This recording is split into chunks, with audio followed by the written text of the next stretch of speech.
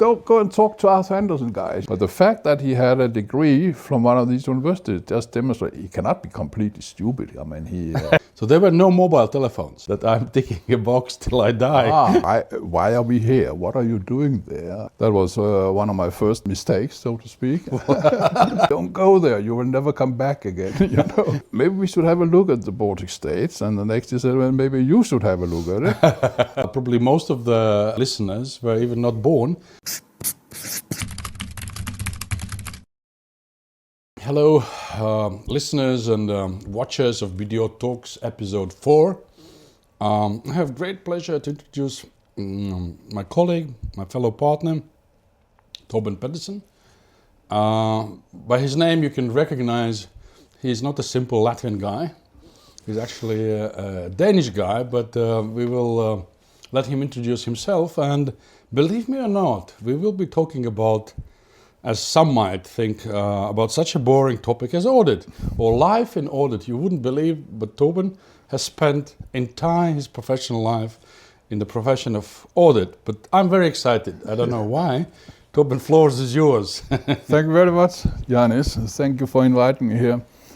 Yeah, you're right. I am Danish, and I've been here in the Baltic states for 30 plus years. I came here first time beginning of the 90s, 91. Actually, was 1 month after independence, so to speak. You've seen it all. The first couple of years, I was sort of flying in and out and just get a flavor of what's going on here. But since mid '94, I've been here permanently. So, at that time, I'm an auditor by background, Danish, certified auditor. But the audit profession in the early 90s, there was some sort of audit, but it was more so state auditor. There was not really as a profession as we know it. But that has developed over time since then. We, as myself and my colleagues that I brought here, were the first ones, let's say, a Western type of auditors who came to the Baltic states. Let's give an audience a hint that you at that time were an Andersen auditor. Yeah, that's right. That was Arthur Andersen at that time. I was starting up Arthur Andersen in the Baltic states and in all 3 countries. That was one of my first mistakes, so to speak. Denmark. It was 3 small countries, and in relative terms. And I had this idea that being in Riga, it's the center in the Baltic states. We could probably cover all 3 countries in one spot. But I quickly realized if you want to do business in these countries, you need to be there. And I was always in the wrong country at the wrong time. So okay, give us specifics. When the opportunities came up. So okay, give me specifics, because generally foreigners from East and West have a tendency to consider Baltic as one unity. How does it influence your early Andersen business here in Baltics, that just sitting in Riga or actually sitting in Copenhagen was not an option, and just traveling and audits. I don't know. At that time, nobody can do, even nowadays, an audit from distance. But say why you are. I know you are sarcastic. Why you say you were always in the wrong place and wrong time? Yeah, because there were always the opportunities coming up. And I would probably have liked to address that opportunities, but as I said, I was not there. So that's the point.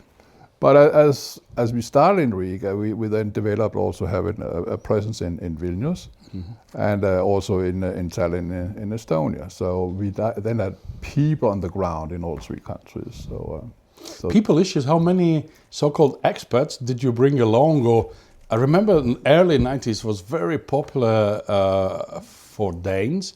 They were popular representatives from the Culture Institute and the embassies and Ministry of Foreign Affairs. So Danes were probably top, not only investors, but they were kind of top importers of Western technologies, know-how, and business acumen. Yeah, we, in the context of Arthur Andersen, I think it might be a little bit more coincident that it was Arthur Andersen Denmark that actually took this initiative. But we brought in, of course, expats. I mean, in this case, typically Danes. And I remember when I was looking around for people in the office in Copenhagen, and some jumped on it, but I quickly got this reputation that don't go there, you will never come back again. But Torben, for yourself, how did you take your personal decision to do that? Yeah, as I said, I was here the first 2-3 years, sort of flying in and out. But maybe my nature, I don't know. I like the environment, this by being a pioneer, starting off things, I think that was what triggered. Your managing partner called you, said, Torben, listen, we have an opportunity. Or you went to him, listen, we might have some strategic, opportunity if we go there first, because the first in consulting is the winning proposition. Yeah, and it's also a risky position. So, that's true. Yeah. No, I mean the story was when I said 1 month after independence, my managing partner told me, well, maybe we should have a look at the Baltic states. And the next he said, well, maybe you should have a look at it. Okay. No, go and figure out what's going on. And if you see a business case, let's look at it. If you don't, then let's forget about it. And that's how it started. And then a couple of years later, I had another chat with my managing partner saying, well, it doesn't work this way about flying in and out. You need to have a more permanent arrangement. And said, fine, what do you want to do? And I think I would give this a chance. As I said, I like this to be here, being a part of the whole development, because a lot of things happened at that time and continued to happen, up until today, of course. But again, I'm reminding the audience, we talk about 91, 92. Probably most of the listeners were even not born. So there were no mobile telephones. There were no Western banks here. No. There were hardly there were some shops that accepted credit cards, Western credit cards. What else? I mean, you remember recruiting first people or going and seeing and actually doing the first client meetings or first audits eventually? Because I understand, for Andersen, there was no major big client, global client of Andersen that would move into a Baltics and you would just follow and the revenues would be guaranteed. I think when my colleagues in Arthur Andersen asked me, why are we here? What are you doing there? Do we have a strategy? Mm-hmm. My standard answer was, it's opportunity driven. And, strategy. and actually it was, because it was maybe not so much the local business, but there was a lot of, let's say, donors. There was a lot of organizations who supported the countries. The EBRDs, the EU investment, the USAID, etc. So at the very early days, we were actually doing projects for these organizations, and rather than for local. Of course, there was always a local partner. So, but otherwise, it was sort of there. We saw the business at the very beginning. So. You remember any specific client cases? No, we had a project in Vilnius. I think it was called a hard currency privatization project, funded by EBRD. And we were doing it together with the Minister of Economics in Lithuania. And they provided us with an office space. And I don't know if it's a coincidence, but we got an office right next to their privatization office. And even they were looking for foreign investors. They hardly spoke English in that office. And every time they got visitors, foreign investors, they said, oh, go and talk to Arthur Andersen guys. They are next doors. So this 3 months project, took a year. And so after a year, I said, well, maybe we should start paying some rent here. and then it developed from there. So that was quite interesting. And it also gave you, as being the first, I mean, we were very much exposed to these investors in the very beginning there. So. How long you were the first, for how long, and how long it took for the, at that time what it was, Big 6, right? Not Big 12, and not even Big 8, right? To catch up. I hardly remember, but I think it came relatively quickly, sort of, but and I don't know, it's the funny thing about being Danes, I mean, now it was Arthur Andersen in Denmark who came here, I mean, from... I came that with partnership. Yeah, but KPMG was also out of Denmark. All right. Not Sweden, no? No, it was out of Denmark. So it was a Danish partner who came here. So there was a lot of Danes around. A massive years, and there are some titles of the book saying 10 days that shook Russia, 10 days that shook some other place. But here are 30 years that are unparalleled. Denmark doesn't have that part of history, had never to convert from socialist economy to capitalist. Again, not running too much away from audit profession consulting, but this has been probably very unique. I'm using this word probably more often than I should, but there is something very special about this experience.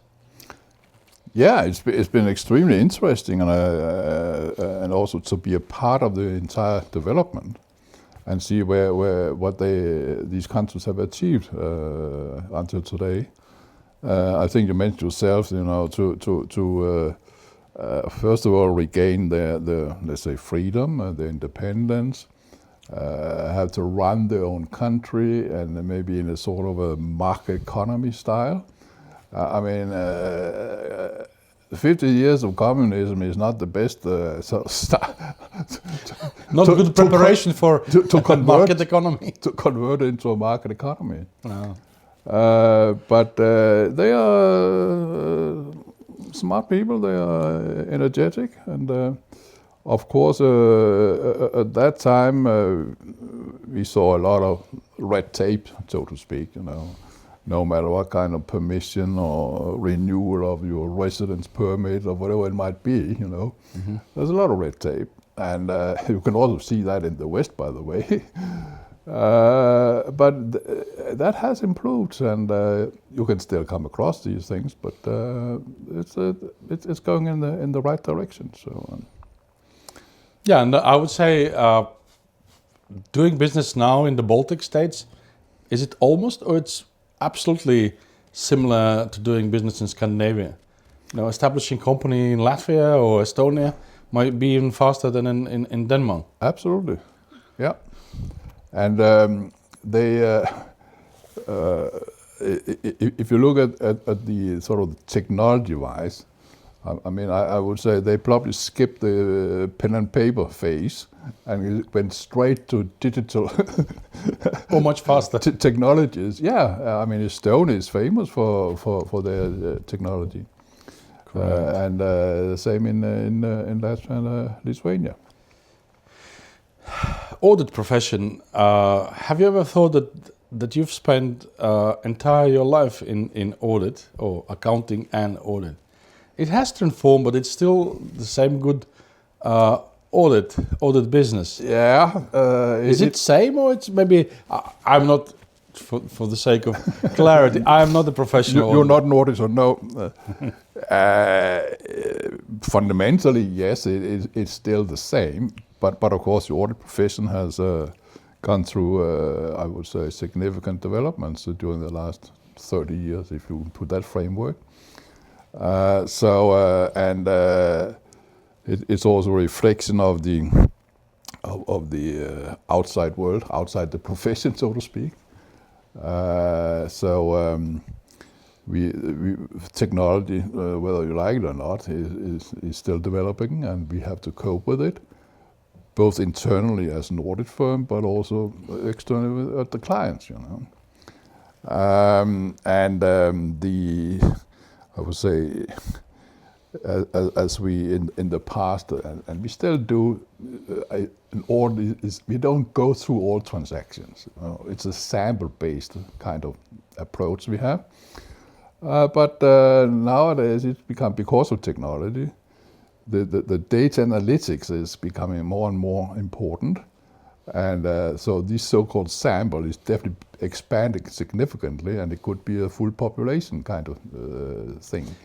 I would ask you a question which relates to a popular belief that some clients or users of audited financial statements believe that the companies, the businesses that has these audited annual accounts, they are perfect, they are free of fraud, they have been quality stamped. And therefore, I think there are so much stereotype that auditor is responsible for everything. Mm-hmm. Can you, just share or crack or counter that belief? Or no, I understand what you're saying, and maybe clients or the public have that perception, and also that has triggered, a better communication from the auditor's side. So you will see in the auditor's report that we are clearly sort of emphasizing who's responsible, what is management's responsibility, and what is auditor's responsibility, to make that sure, and also to emphasize the inherent risk that you always have in an audit. I mean, as I talked about samples, I mean, you cannot put your signature on all transactions that are behind these statements. Yeah, especially in the paper-based age. But now, would you think that audit profession is moving to sampling everything? Nah, or that would be unnecessary anyway? I think it's also very much industry specific. Industries where you have huge volume of data, then these data analytics become more significant than in other industries. I don't think we come. I think the direction audits is also taken is more on the historically, we were sort of looking at the financials, the historical data, we're looking backwards. And that's one of the disadvantages of audit. It's becoming more critical nowadays to look forward. Or at least look on a live or as recent as possible. Yeah, exactly. So that is a change and a requirement for the profession to address that. So you would say that's not a fair statement that every time something goes wrong, blame your auditor and ask a compensation. Albeit again, in public opinion, that might be somewhat a dominating view that these expensive auditors, they cost so much and then we have to suffer. So your answer is look at the opinion and see who is responsible for what. Yeah, that is my answer. That I think we are very well aware of our responsibilities. We should be, obviously. And we should, auditors should do their job properly. Yeah, that's for sure. That's for sure. And that, of course, also been questioned in a number of cases. As you mentioned yourself, every time we have a corporate disaster, where were the auditors? What did they do? Did they do a proper job? And except for the concept of deep pocket, if somebody wants to be compensated, that might be a place to look. So, but it is becoming more critical or risky for that matter, because this expectation gap is probably still there, but it has been reduced at least. So why would clients use big auditors? I mean, you started your life story story of life in audit. You came here. Andersen was the first Big Six Western auditor, but still we see at least the global players, they select very few auditors. Why? Why this profession is so global? I don't know, centralized? No, that's also Concentrated? one of the concerns from, let's say, the regulators and legislative bodies, that this concentration nowadays become, let's say, Big Four concentration. And there are initiatives to reduce that concentration. And we have seen that not Big Four have increased their market share. But we have also seen not Big Four are very hesitant to take on Big Four clients because of the risk, because of the complexity of these clients. And I mean, because whether you like it or not, I mean, Big Four, they have huge resources and make huge investments in coping with these multinational clients, which then, let's say, medium-sized audit firm may not be able to do. So, do you think the Baltics are big enough for that sort of multinational global auditors, or? I would say if you take the Big Four and the Baltics, they are basically here to serve their global clients. I mean, you've heard that Deloitte has closed the office in Tallinn. No, I didn't know that. No, you don't. Okay. So they are using your old concept that Yeah. a lot of things can be said out of Riga. Yeah, okay, that's right. But I would, without mentioning any names, I would guess that many of the, there are 4 of them, and now apparently only 3.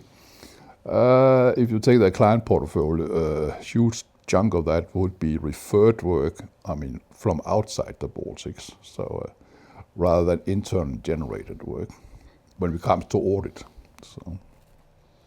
So the saying, tick the box till you die, is it still relevant, or the ticking of the box is somewhat different? I'm so. What do No, you mean? I've heard this saying that the auditors themselves say that I'm ticking a box till I die. Okay. So, which probably describes, somewhat sarcastic way, the procedure of audit, right? You have to go through a lot of procedures and tick the boxes which ones you have done. And have you seen the change of the client expectation from audit?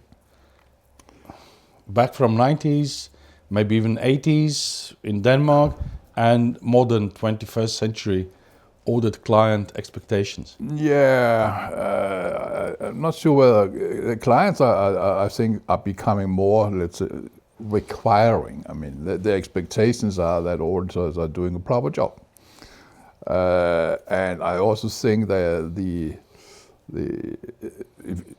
loyalty, if you can put that way, is reduced. You know, they are not hesitating to change auditors if that should be the case.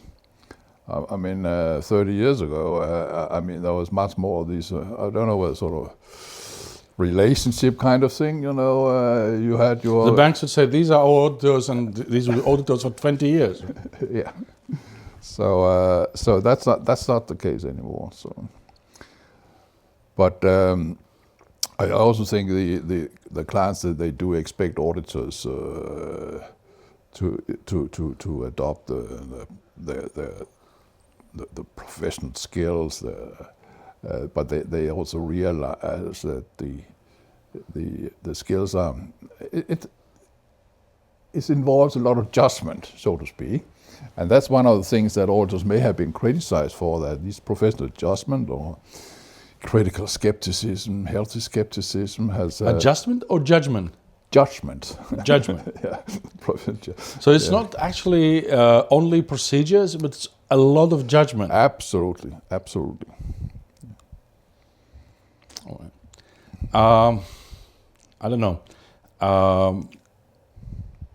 Any other comments on how you see the audit profession, or anything that comes to your mind about the changes? Anything annoying you in the modern days, or trends? No, I you being think a we sarcastic haven't and- talked much about people. I mean, because human talent. exactly, and you know, the war for talent has been going on for the last 10 years or more. But as the outside environment is changing, we talked about technology, innovation, AI, and now also ESG, environment, social governance kind of thing that would require audit input or assurance. So the typical profile of an auditor has changed. So it's not an ex-bookkeeper. This is more. Yeah, it's not debit credit anymore. There's a number of other skills that are becoming important. And it's not only the profile that has changed, but people are changing, surprisingly, You probably heard about the generation X, Y, Z, or whatever it's called. And they have other preferences than when I started in the profession. When was that? When I started? Oh, that was in the mid-70s, I think. Mid-70s, all right. So you were recruited as a junior auditor. I think the reputation always had a reputation of there's a lot of work, many hours, long hours, it's seasonal, etc.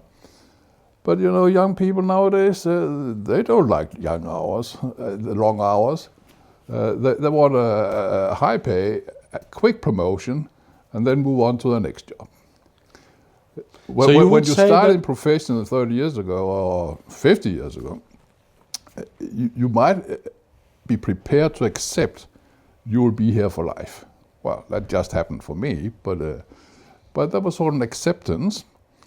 I think young people nowadays, they to start a job and think you would be there for the next 25 years, I don't think it's not in their mindset. It's But honestly, when you started your career in mid-70s, were you understanding and imagining that you want? It was a conscious decision that you would become partner, because in audit business, achieving the partner's status, level, title, call it as you wish, is a life accomplishment. Yeah. Were you thinking about it, or you were just thinking this is a good paying company? I think I'm a practical guy, but I had this, let's say, dream or whatever. I also realistic. Say, well, if it doesn't work, it doesn't work. But that's another part of the profession. I think it's a great place for training purposes. Let me put it that way. You get a lot of experience, you get a lot of exposure to a number of industries, business models, you name it. That is very valuable if and when you leave the profession. And I think many young people today actually, they use it as a training place. Okay, let's take a couple of years in an audit firm. And even if maybe they'll be stuck there and continue their career, but otherwise it's a good background, it's good things to have on your CV. So the key word here is training, lifelong training, a lot of sort of wide horizons, right? You will never be bored by a routine if you just do one and the same thing. Let us ask from the other angle, how many times you have considered resigning and quitting audit profession? I don't think I've ever done that. No. So I've been very lucky in that respect. So because you said, okay, I'll give a try. Probably you thought, okay, I'll give long hours. I'll throw in long hours. Yep. Probably. I think maybe that's a part of the profile, the old style profile. Being a workaholic, Long hours, and in your case, in the office. It was unthinkable that you could work from home, because that was synonymous of not showing up. No, that's right. We didn't do that time. So, all right. I know for a fact that one of your roles as an experienced auditor has been quality assurance, and I would call it risk management. Mm-hmm. So how important is quality, and what does it entail, and is it necessary, or are we as an auditors in international auditors, are we more concerned about quality than maybe other audits, other professions, consultants, accountants? Yeah, so now you are, you do a lot of quality assurance. Yeah. Basically, you see somebody else's work and you support, and you also do a lot of risk management. But I think, keep them separate. Audit quality is not exactly. I would say that from a client perspective, they take it for granted. Mm-hmm. I mean, they don't even question whether we have quality or not. I mean, it's there. It's there. It must be there. Mm-hmm. Regulators, they may have other experience. They do their regulatory reviews, inspections, and that shows that there are failures around, deficiencies, weaknesses in audit firms' quality systems. So, and that trigger more regulatory, standards that should be complied with. And that will trigger even more quality work, so to speak, in the audit firms.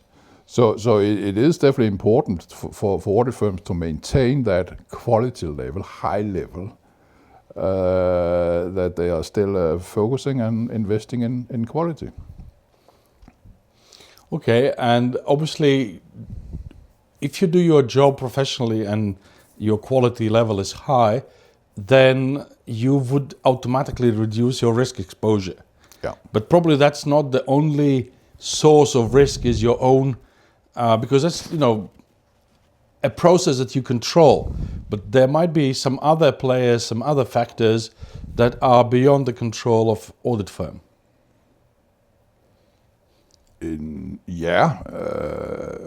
No, we live in an age of IML. We live in the age of money laundering. But we become more global. If you take these corporate disasters, I think it was back in the 90s. I read a study, a survey that was made about the reasons for these corporate disasters, and the survey came up with a conclusion that 9 out of 10 is because management were crooks. So human nature has not changed over the last 3,000 years. And and whatever they did, they are probably designed to, whether it's fraud, or it's not necessarily money fraud, but accounting fraud and manipulation with the numbers, etc. So that is, auditors are not psychologists. We cannot look into their brains and what do they have in mind, But that triggered all this focus on fraud. Are auditors responsible for detecting fraud? Are they? No, absolutely not. We do need to address the issue, and we do need to do certain, let's say, procedures to the extent that is possible. But it's not 100% guarantee that there are no fraud just because we have looked at it. So yeah, I was just looking at you, and you said 9 out of 10 is the reason is the management are crooks. Just remind me, you live in Lithuania, and there was a scandal that there was investment fund, and it had an auditor, right? And the manager of the fund, over the years, luckily managed to gamble, and he lost fortunes, right? And as you mentioned, the public in large said, where was the auditor looking? What could have been done better? So let's not just focus on one single case, but as we said, the human nature hasn't changed probably for the last 1,000+ years. If you say there are procedures, is this the limitation of the procedures, execution, implementation of the procedures, or sloppy work, I would say, from auditor's side? Why in the cases like that, that basically someone is taking investors' money, putting in gamble, and nobody is detecting it.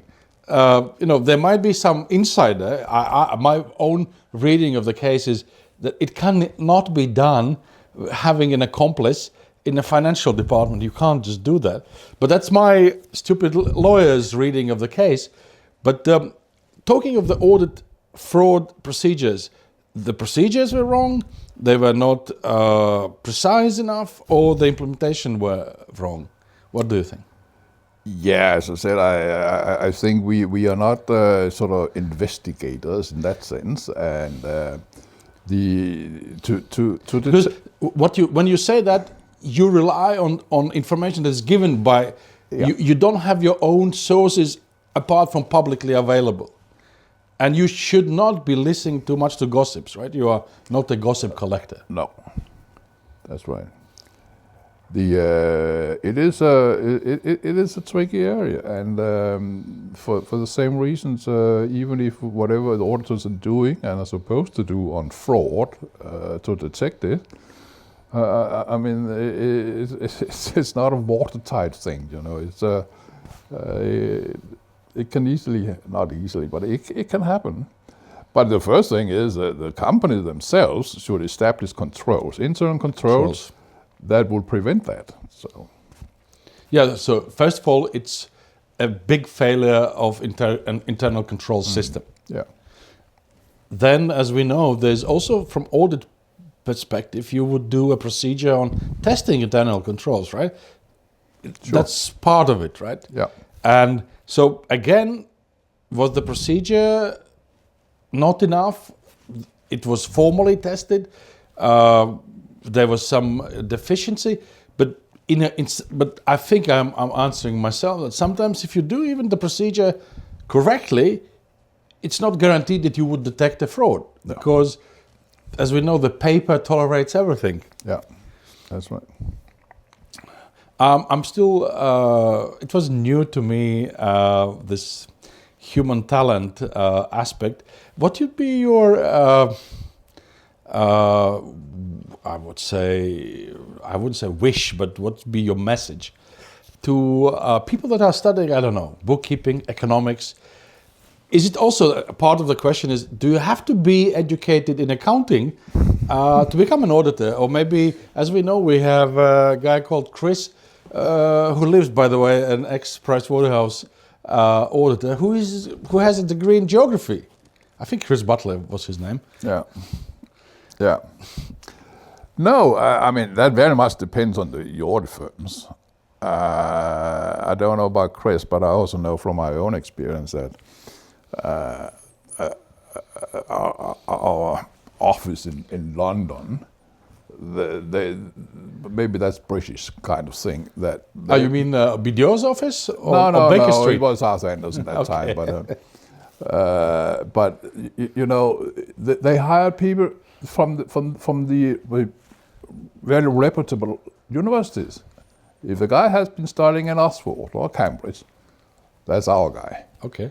No matter what he's been studying, it could be geography, history, or whatever, Mathematics? Because we trusted in ourselves. We have such a strong training program. We should, whatever he needs to learn here, we'll send him to Chicago. We'll teach him, so no problem.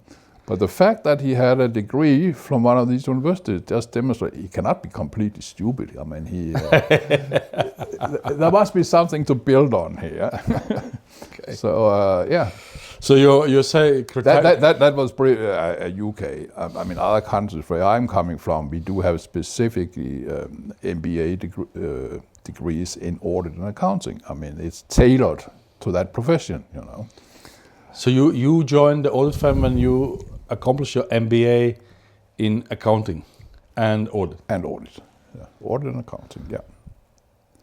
The bachelor before the MBA, it's more so generally business economics. Business economics.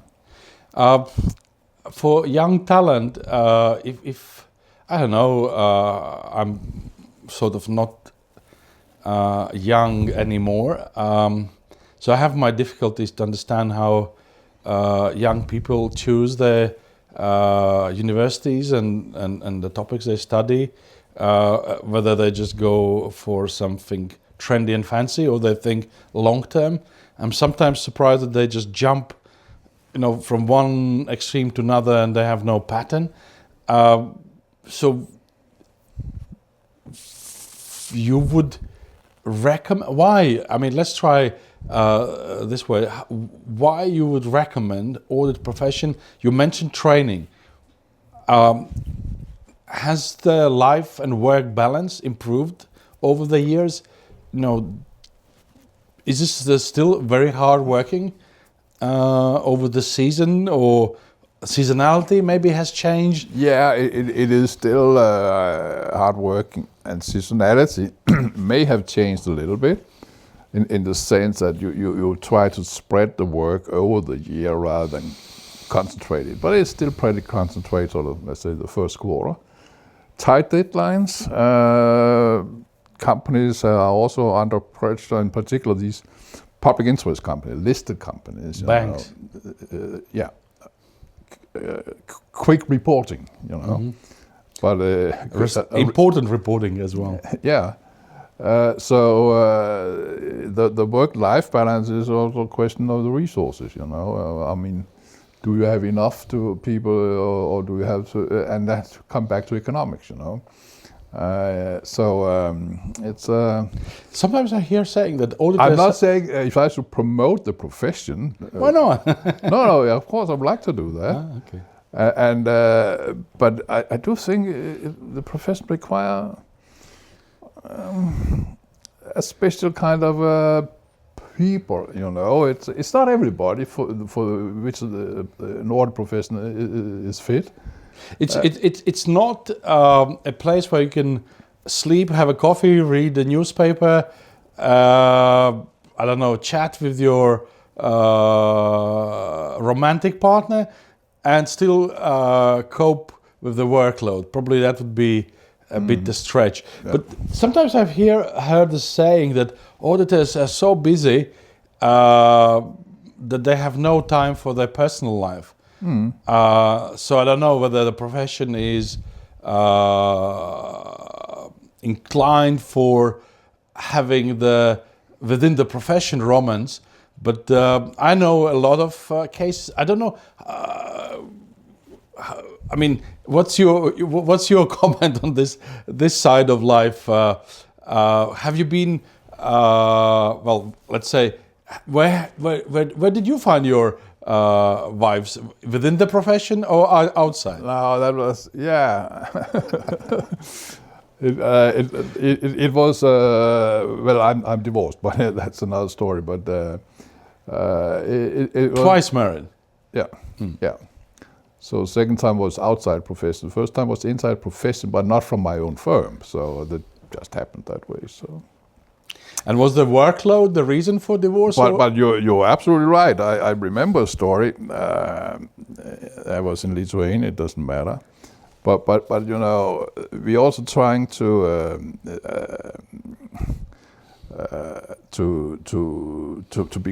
be careful in not mixing teams that are, let's say, too close.